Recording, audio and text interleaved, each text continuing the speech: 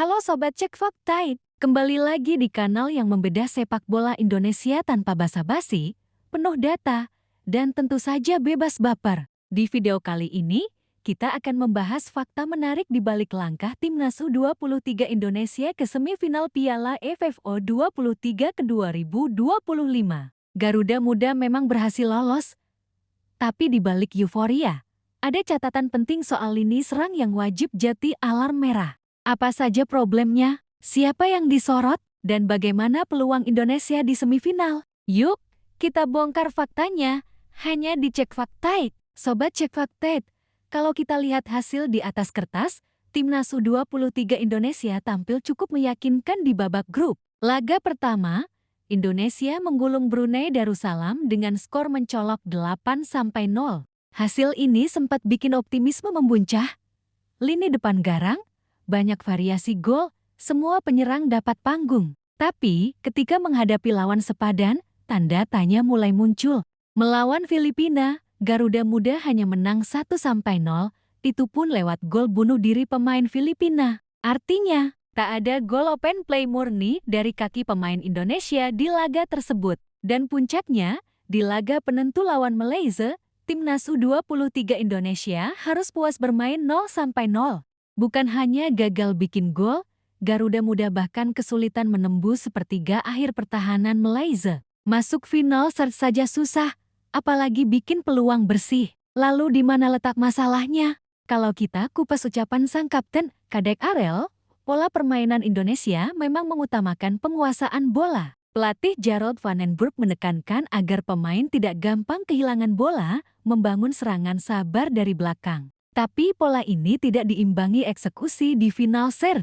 Saat bola harus diubah jadi peluang, transisi Indonesia sering buntu di area 30 meter dari gawang lawan. Tak ada pembagi bola kreatif, tak ada opsi umpan terobosan tajam, alur bola jadi berputar-putar di tengah.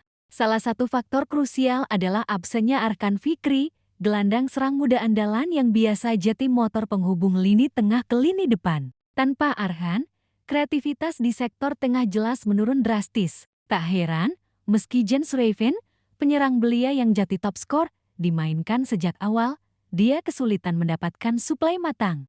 Van den Broek sendiri mengakui, biasanya Jens gampang mencetak gol, tapi tanpa aliran bola yang memadai, striker tajam pun mendul. Yang menarik, pelatih Van den Broek tak menutupi masalah ini. Dalam konferensi pers, ia mengakui finishing dan kreativitas serangan adalah titik lemah timnya sejauh ini.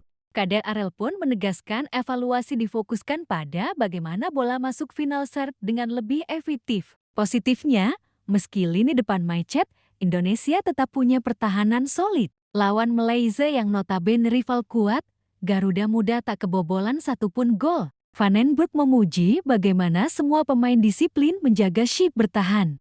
Nah, pertanyaan besarnya, kalau masalah di lini serang tidak segera diatasi, bagaimana peluang Indonesia di semifinal? Lawan yang menunggu jelas tidak bisa diremehkan. Semua semifinalis punya pertahanan lebih baik dari Brunei. Jadi, kemenangan besar 8-0 di laga pertama tak bisa lagi dijadikan patokan. Indonesia butuh opsi baru.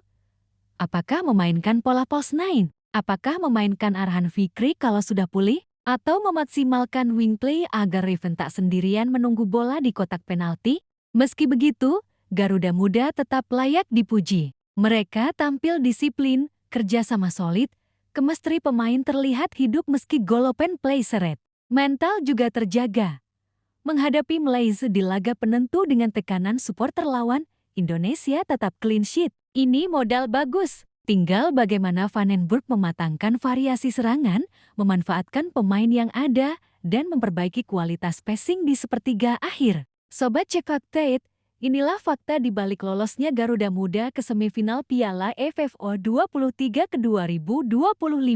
Euforia boleh, tapi evaluasi wajib. Kelemahan di lini serang harus dibenahi kalau Indonesia mau juara di rumah sendiri. Bagaimana menurut kalian? Siapa yang harus dimainkan di semifinal? Apakah Arhan Fikri jadi kunci? Atau Van den Broek perlu pola serangan alternatif? Tulis pendapat kalian di kolom komentar. Jangan lupa like, share, dan subscribe agar kalian gak ketinggalan update terbaru seputar sepak bola nasional. Sampai jumpa di video Cek Fakta selanjutnya. Terus dukung Garuda Muda, terus kritis, terus cek fakta.